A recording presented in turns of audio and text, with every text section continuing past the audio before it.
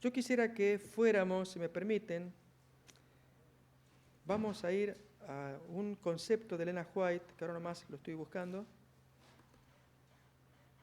Mensajes Selectos, tomo 1, capítulo 51.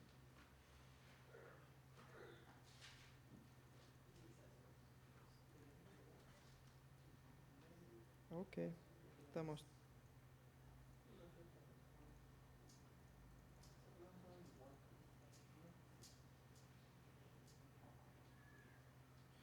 Mientras. Ok, estamos cerca.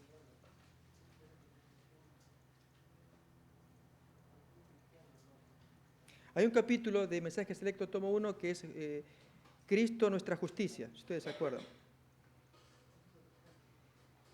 Sí, nuestra justicia.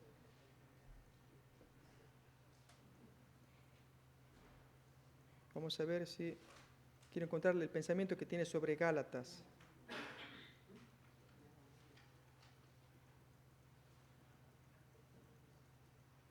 Mientras tanto, no, creo que ya me pasé.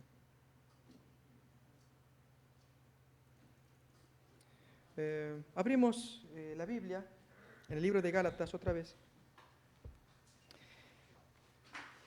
Y hermanos, para no gastar tiempo, yo lo buscaría acá la cita donde ella, tal vez ustedes la conocen, de que en la ley de Gálatas, o la ley de Gálatas incluye ambas, el aspecto moral y ceremonial. Yo quisiera que gastemos tiempo, hermanos, para seguir estudiando la teología de Pablo y su comprensión de la ley.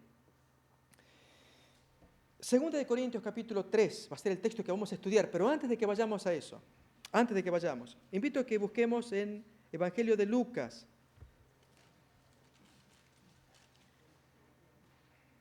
Evangelio de Lucas, capítulo 2. Noten el intercambio que se hace entre ley de Moisés y ley de Dios. Uno para referirse al aspecto moral, el otro al ceremonial y viceversa. No hay problema. Recuerden, para los autores bíblicos, la ley es una sola. Es el código revelado por Dios a través de Moisés. Que nosotros digamos ley moral, ley ceremonial, es una distinción que hemos hecho nosotros. Vamos a ver que la Biblia no hace esa distinción. Lucas capítulo 2, fíjense. Versículo 21, cumplidos los 8 días para circuncidar al niño, le pusieron por nombre Jesús, el cual le había sido puesto por el ángel antes que fuese concebido. Cuando se cumplieron los días de la purificación de ellos, conforme a la ley de Moisés, le trajeron a Jerusalén para presentarle al Señor, como está escrito en la ley del Señor. Noten, le llamó ley de Moisés, ahora le llama ley del Señor. Todo varón que abriere la matriz será llamado santo al Señor. Y para ofrecer conforme a lo que dice en la ley del Señor, un par de tórtolas o 2 palominos. Notamos, se le llama ley de Dios y ley de Moisés, pero particularmente se le llama ley de Dios a la ley de tórtolas y palominos. Y decimos, no, la ley de Dios son los 10 mandamientos. Pero acá dice que la ley del Señor es la ley de tórtolas y palominos.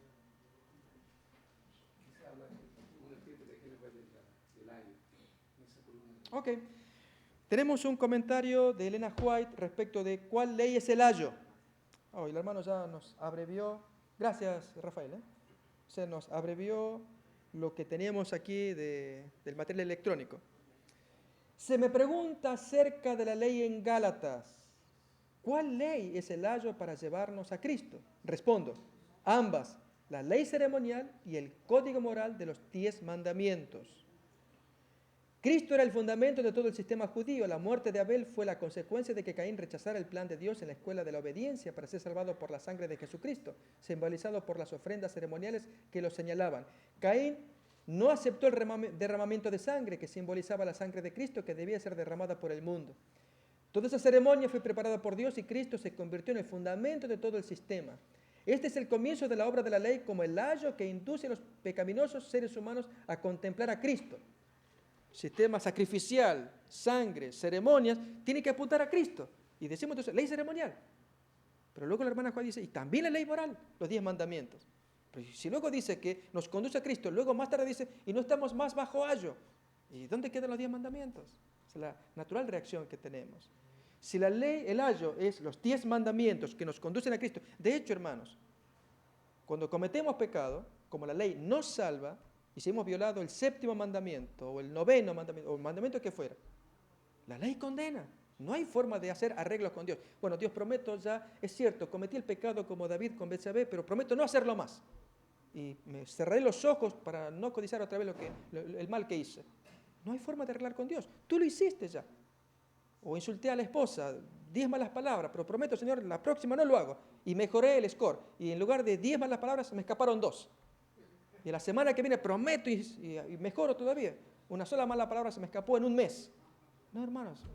¿Cómo pago yo el daño que hice con mis 2 malas palabras? ¿Entienden el razonamiento? Está hecho el mal, hay que pagarlo. Entonces, violar el mandamiento me lleva a Cristo, es la única salida.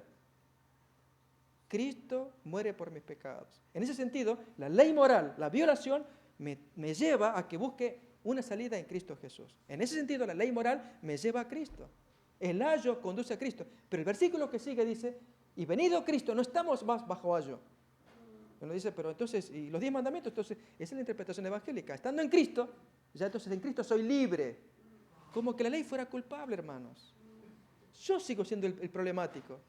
La ley sigue siendo la misma. Es más, el espíritu, la custodia del esclavo es el mismo espíritu y custodia del amo.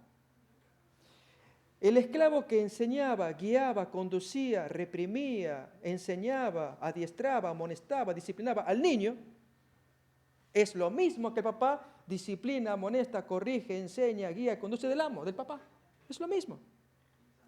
Solo que ahora pasamos del esclavo a manos del padre para estar bajo el padre. Pero cuando uno no obedece la corrección, no se deja ser disciplinado, hace lo que quiere, comete falta, el amo lo devuelve al esclavo. No lo quiere ya, hasta que no aprenda corrección. Eso es muy importante, es el concepto que aparece en la palabra de Dios. Bien, hermanos, aquí abreviamos. Gracias, Rafael. Tal vez haya alguna parte que usted recuerde que quiera agregar. Sí, más abajo se va a querer especialmente la ley moral. Ok, esa parte sí. A ver si la quiere leer en voz alta, Rafael. Sí. Efectivamente aparece esa expresión en la hermana Juan. Dice, la ley ha sido nuestro ayo para llevarnos a Cristo a fin de que fuésemos justificados por la fe. El Espíritu Santo, por medio del apóstol, está hablando en este texto especialmente de la ley moral.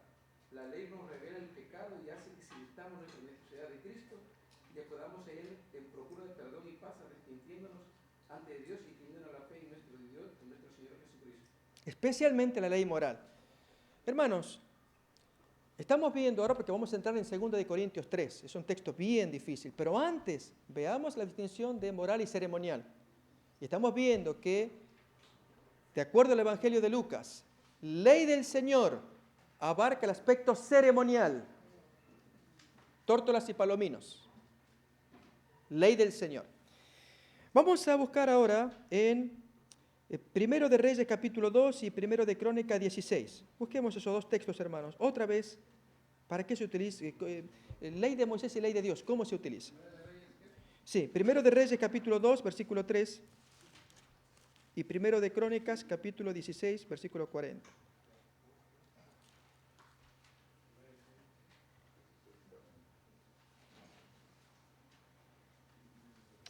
Dice, 1 de Reyes 2, versículo 3, guarda los preceptos de Jehová tu Dios, andando en sus caminos y observando sus estatutos y mandamientos, sus decretos y testimonios, de manera que está escrito en la ley de Moisés. Fíjense, hermanos, los preceptos de Jehová, tal como lo tiene la ley de Moisés, para que prosperes en todo lo que hagas y en todo aquello que emprendas. Pregunto, hermanos, cuando habla de la ley de Moisés, ¿es el aspecto ceremonial? ¿Las leyes ceremoniales? No, abarca todo. Es lo que quiero decir. Por ley de Moisés, abarca todo, y por ley del Señor, abarca todo. Por ley del Señor vimos tórtolas y palominos, por ley del Señor. Por ley de Moisés, guarda los preceptos de Jehová. Y no es guarda los preceptos levíticos, rituales, que están en el código de Moisés. No, obedece lo que dice la ley de Moisés. Por eso es que Jesús en el Nuevo Testamento dice, ¿qué mandó Moisés? Y sí, hay un mandamiento mosaico. Por causa de la dureza de vuestro corazón, Moisés permitió dar carta de divorcio. Pero recuerden aquel texto cuando dice, Moisés ordenó, honra a tu padre y a tu madre. Eso lo ordenó el Señor. ¿Pero por qué pone a Moisés? Es ley de Moisés. O sea, en la ley de Moisés, hermanos, está todo unificado. Somos nosotros los que hacemos distinción entre una cosa y otra, y cuando el ayo va a venir, decimos solamente la parte ceremonial. Es todo, es una unidad. Ese concepto, hermanos, nosotros necesitamos verlo. ¿Quién fue el teólogo que desarrolló la diferencia entre ley moral y ceremonial? Esto lo va a contar Bacchiocchi en el libro Reposo Divino para la Inquietud Humana, en las notas que aparecen en la parte posterior del libro. ¿Alguien tiene ese libro? Reposo Divino para la Inquietud Humana, un libro de tapa verde. San Alberto Magno, siglo XII, es el teólogo por excelencia, anterior a Tomás de Aquino, maestro de Tomás de Aquino.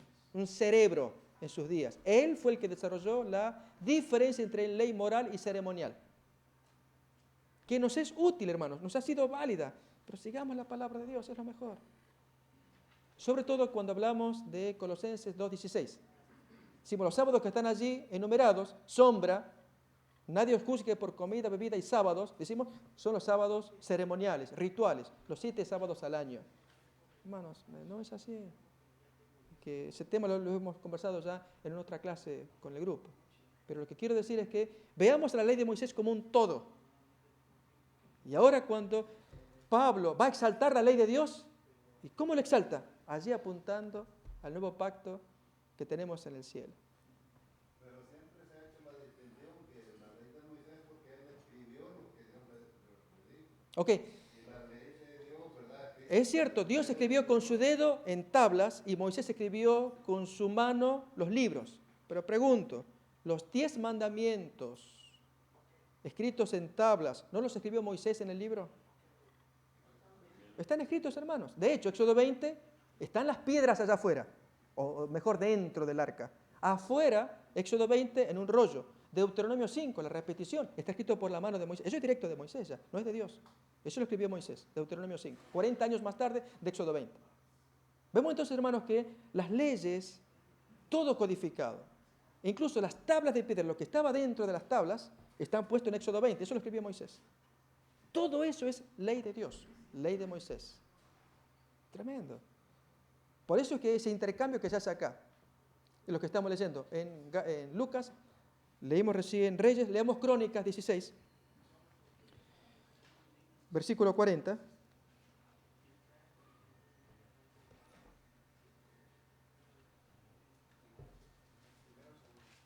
Primero de Crónicas,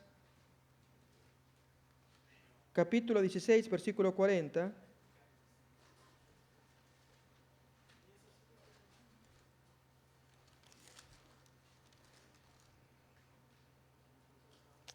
Fijémonos, va a hablar de la ley de Dios y habla de ritos.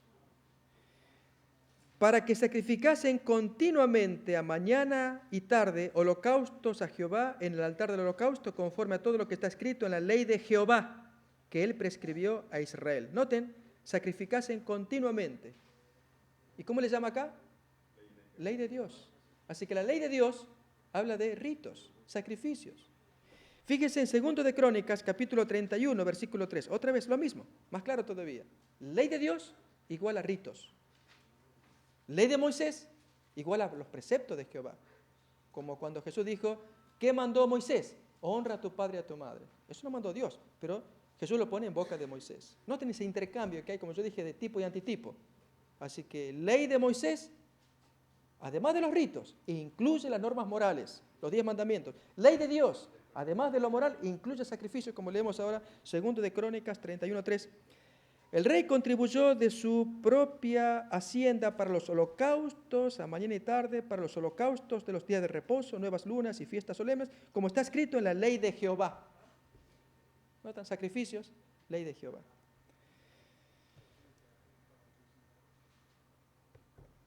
Mis hermanos, cuando entendemos que la ley de Moisés, ley de Jehová, indistintamente, uno y otro, abarca toda la revelación que Dios dio, tenía un propósito, pedagogos, lo vimos recién, hasta que lleguemos a la mayoría de edad. A ver si los que son mayoría de edad entienden, pueden digerir segunda de Corintios capítulo 3. Texto difícil, hermanos. A ver si lo podemos entender. Creo que, por la gracia de Dios, si Dios nos ayuda, hermanos, lo podremos entender. Si hemos adquirido madurez con lo que vimos en la teología de Pablo. Esto es plato fuerte. Segunda de Corintios capítulo 3. Leamos. Versículo 1 en adelante. ¿Comenzamos otra vez a recomendarnos a nosotros mismos? ¿O tenemos necesidad, como algunos, de cartas de recomendación para vosotros o de recomendación de vosotros? O sea, yo no necesito alguna credencial de parte de ustedes o presentarles credencial de mi ministerio del apostolado. Nuestras cartas o credenciales o carnet, el nombre que le queramos llamar, sois vosotros, escritas en nuestros corazones y conocidas y leídas por todos los hombres, siendo manifiesto que sois carta de Cristo, expedida por nosotros, escrita no con tinta, como ocurría con la escritura antigua, sino con el Espíritu del Dios vivo, no en tablas de piedra, como en el sistema viejo, sino en tablas, pero de carne del corazón. Y tal confianza tenemos mediante Cristo para con Dios, no que seamos competentes por nosotros mismos para pensar algo como de nosotros mismos, sino que nuestra competencia proviene de Dios, el cual asimismo nos hizo ministros competentes de un nuevo pacto, un nuevo acuerdo, no de la letra, sino del Espíritu, porque la letra, tal como los judíos entendieron la letra, Jeremías 6:19, Malaquías 3:16, texto que recién comentamos, eso mata. No porque la letra mate en sí mismo, hermano, es el corazón carnal que cuando lee la letra, la toma como tal para su conveniencia, y así entonces esa letra finalmente la va a matar.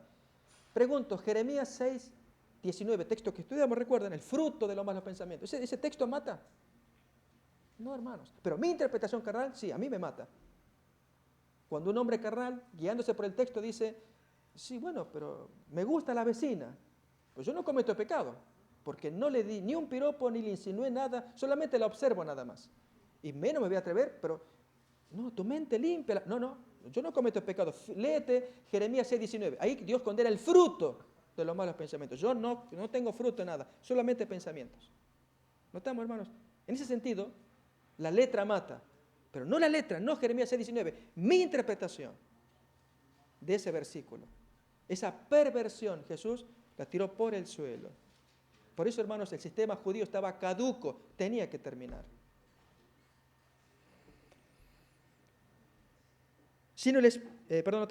No de la letra, sino del Espíritu, porque la letra mata, pero el Espíritu vivifica.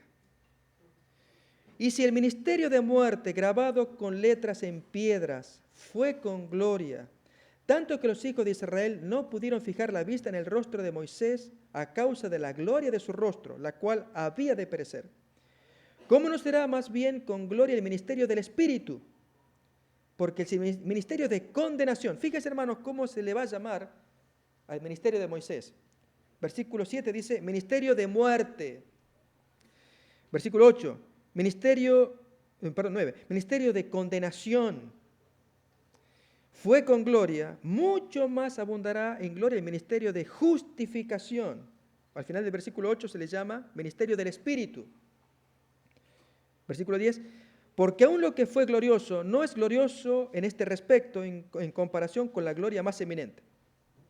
Porque si lo que perece, noten cómo se le llama acá, es una gloria perecedera, termina la obra que hizo Moisés. Porque si lo que perece tuvo gloria, o fue con gloria, mucho más glorioso será lo que permanece. Así que, teniendo tal esperanza, usamos de mucha franqueza, y no como Moisés, que ponía un velo sobre su rostro para que los hijos de Israel no fijaran la vista en el fin de aquello que había de ser abolido. Noten, abolido. Sí, el rostro de Moisés tenía que terminar, pero el rostro de Moisés era el representante de todo un sistema. Gloria, cercanía con Dios, pero tenía que terminar hasta que apareciera la gloria directa de Jesús. Moisés era un tipo de Jesús. La obra de Moisés era una anticipación de la aparición de Cristo. Pero los judíos se quedaron con Moisés y ahí terminan. Ese es el grave error del judaísmo.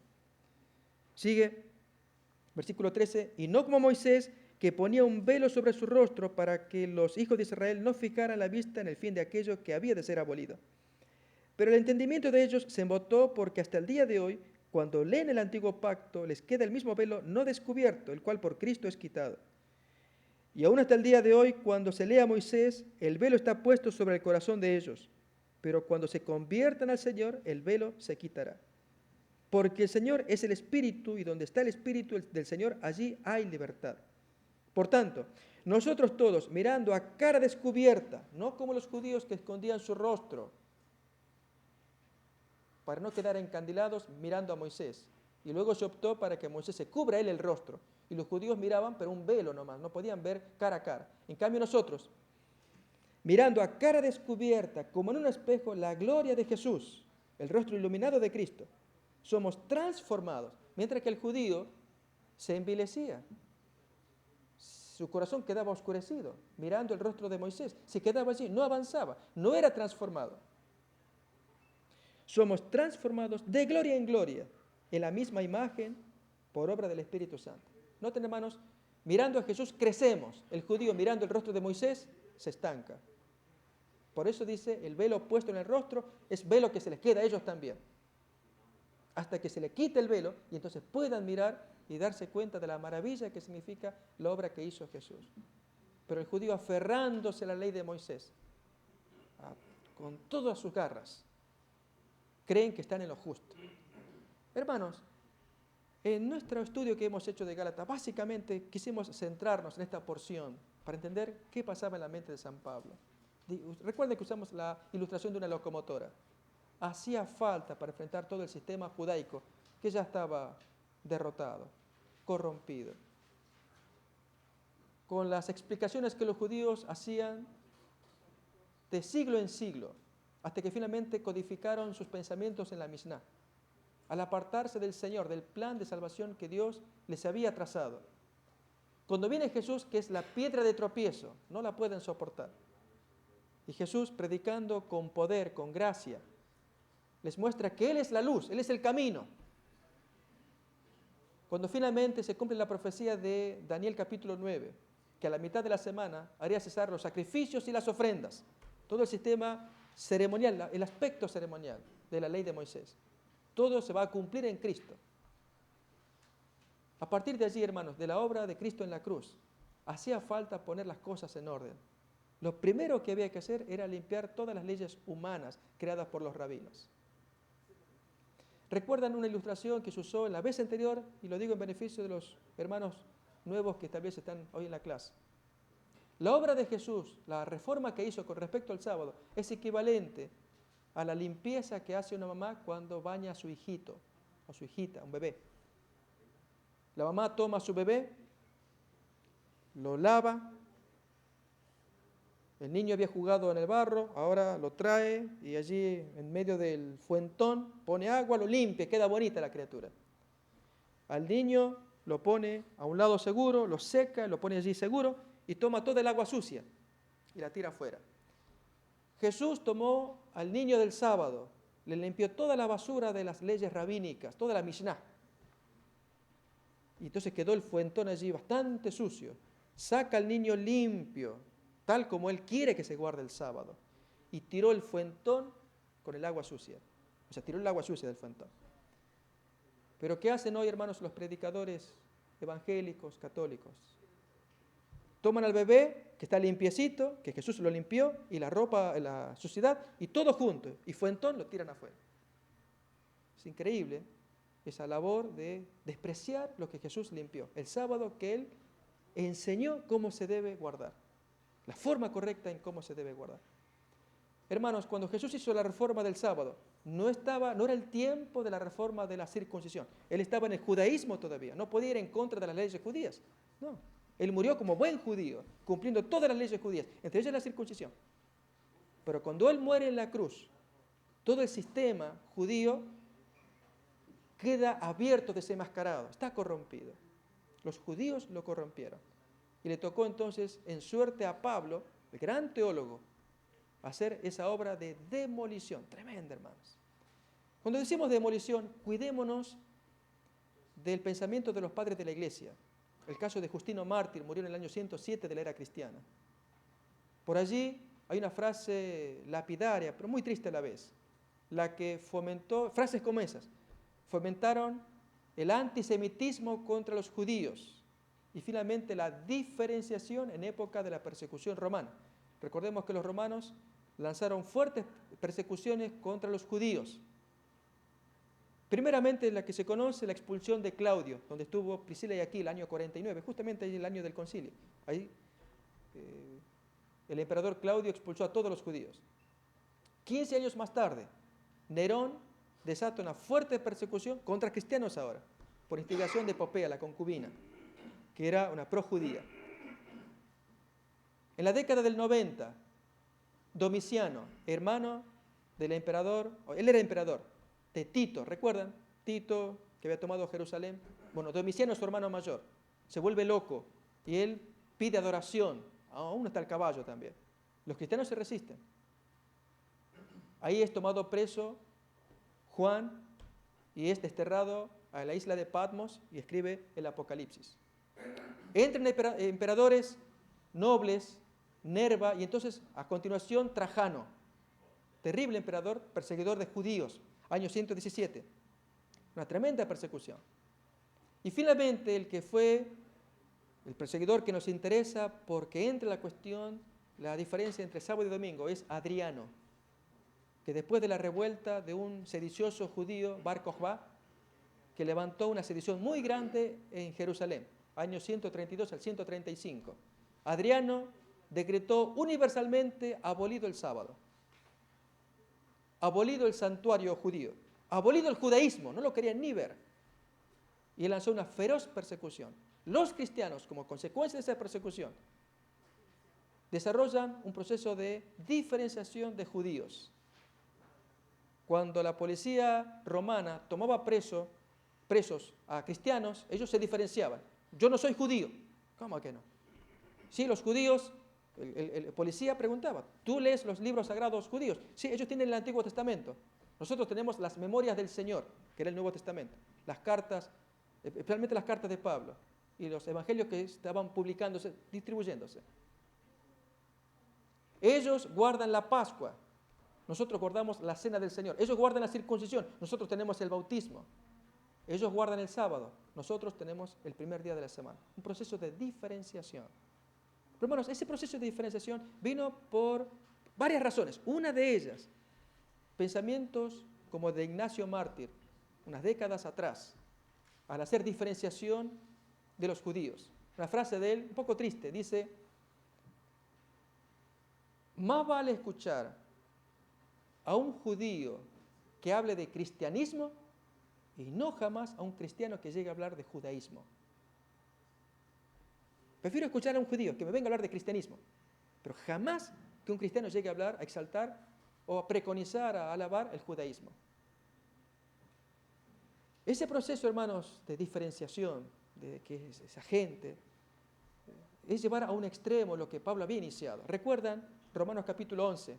Cuando Pablo dice, no nos ensoberbezcamos. Ellos son el olivo original, nosotros olivo silvestre. Y fuimos injertados en el olivo. Pero ellos son las ramas naturales. No te ensoberbezcas, sino teme. Romanos capítulo 11. Hermanos, en el segundo siglo, inicio del segundo siglo, ese consejo no se siguió. Los cristianos se ensoberbecieron contra los judíos. Y los judíos, siendo revoltosos por naturaleza, sufrieron el peso de la persecución romana. Los cristianos, para diferenciarse de la persecución, adoptaron la política de la conveniencia. Hermanos, no sería raro que eso se reproduzca cuando el pueblo del tiempo del fin también padezca persecución. Que en lugar de enfrentarse con convicciones, busquemos el lugar más conveniente, ¿no es cierto?, para escapar de la tribulación. Cuando Pablo inicia su tema, su predicación acerca del judaísmo, él pone bien en claro: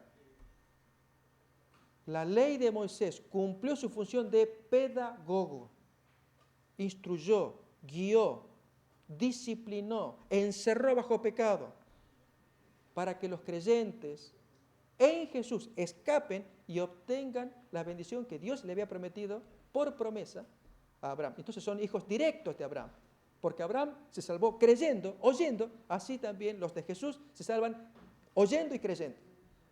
Bueno, pero la ley, los mandamientos. Mis hermanos, los judíos les costó entender De allí la discusión de Hechos 15, ese gran concilio donde hay una discusión teológica para poner en orden allí. Cuando Pablo dice, no se metan con los gentiles. Si ustedes quieren seguir guardando sus leyes, eso es cultura de ustedes. Mi ministerio es los gentiles. Y él los cuidaba. O sea, nosotros, hermanos, que procedemos del mundo gentil. Y gracias a Dios, hermanos, prosperó su mensaje. Y finalmente se abrió la iglesia que había salido del judaísmo. Inicialmente las primeras iglesias eran todas de origen judío. Hasta que Pablo con su prédica, cortando con el judaísmo, sin ensoberbecernos, para no caer en el error advertido en Romanos 11, que finalmente se ve en la diferenciación del segundo siglo. Hermanos, hoy nuestro mensaje sigue siendo el de Pablo. Exaltemos a Cristo primeramente. ¿Y la ley de Dios dónde queda, hermanos? La seguimos exaltando. Pablo dice bien clarito, la ley es santa, justa, buena. Y ese mandamiento dado para vida a mí me condenó porque me magnificó el pecado. Y me hundió. Miserable de mí, ¿quién me va a arreglar mi problema? Gracias doy a Dios por Jesucristo. Al recibir el Espíritu por el oír con fe, no por las obras de reglamentos, Pablo me dice, si comenzaste bien, no termines mal. No termines con las obras de la carne. Al recibir el Espíritu, hermanos, es el Espíritu el que combate las obras de la carne. En el momento en que perdemos de vista la supremacía de Cristo en nuestro corazón, como el título del trimestre pasado de la escuela sabática, el señorío de Cristo, lo perdemos de vista, empiezan los reglamentos. Es inevitable, o es uno o es otro. Hermanos, con Cristo los reglamentos son internos. El Espíritu Santo, Jesús lo prometió, yo lo voy a enviar para que te guíe, te enseñe la verdad, te corrija. Y hermanos, el Espíritu Santo cuando guía, no deja librado al subjetivismo, que si a ti te guía que eso es pecado, pero el esquimal le guía que no es pecado lo que él hace, no se deja librado al subjetivismo. Que a mí me parece que esto es pecado, a aquel otro no le parece, y el Espíritu Santo se derrama en todo. No es así, porque hay un punto objetivo de referencia. Pregunto, hermanos, ¿cuál es el punto referencial bien claro, objetivo y aún material para definir qué es bueno y qué es malo? ¿Cuál es? Ok, los mandamientos, ¿cuáles? De modo que no nos dejemos guiar por, que a mí me parece, la situación, incluso de algunos se habla de la ética situacional, la ética según las circunstancias, la situación. No, hermanos, hay algo bien objetivo. ¿Cuál es?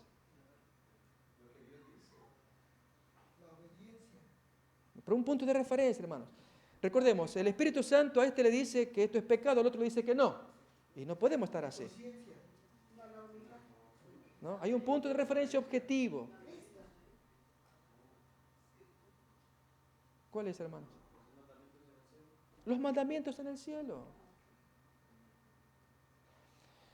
Cuando nosotros vamos a una repartición pública del gobierno y nos dicen, tráigame su certificado de nacimiento para que hagamos el trámite. ¿Y usted qué lleva, el original o la fotocopia? Al llevar el original, le presentamos al oficial, ¿no es cierto? Acá está mi documento, ok. ¿Me permite que le saque fotocopia? ¿Cómo no? Sáquele. Y trae. Luego que presentamos el original, lo guardamos y nos movemos con la fotocopia. Hermanos, en las cuestiones de la ley de Dios pasa algo similar. Dios quiere que presentemos nuestra credencial, es el original de la ley de Dios. ¿Cuál es? Los mandamientos que están en el arca santuario celestial. Ese es el original, ese es el documento oficial. Luego que se le presentó claramente, ahora sí vamos a trabajar con guarda el documento original, guarda para que no se estropee, guárdalo. Vamos a trabajar con la fotocopia, que es la ley de Moisés. Y entonces estudiamos, porque hermanos, es la revelación, es igual. Pero entonces, nuestra documentación oficial como pueblo adventista, cuando defendemos los 10 mandamientos, hermanos, si andamos exaltando las tablas de Moisés, Dios con intención las hizo esconder, movió a Jeremías, allí las escondió en un monte, cuenta Elena White en Profetas y Reyes. Y hasta el día de hoy están allí escondidas en algún lado. Si aparecen antes del tiempo del fin, hermanos, no se sabe, ¿será prueba para quién? ¿Recuerdan cuando Pablo dice acerca de los dones Este señal para los incrédulos o para los creyentes. ¿Para quién será prueba? Para los incrédulos, no para el pueblo de Dios. Nosotros no lo necesitamos, hermanos. Aparezca o no aparezca. No, es indistinto. Que si los incrédulos ven, están las tablas, a ver si están igual que en Éxodo 20. No, hermanos. Nuestro original es intocable, está allá en el cielo. No hay forma de negociar.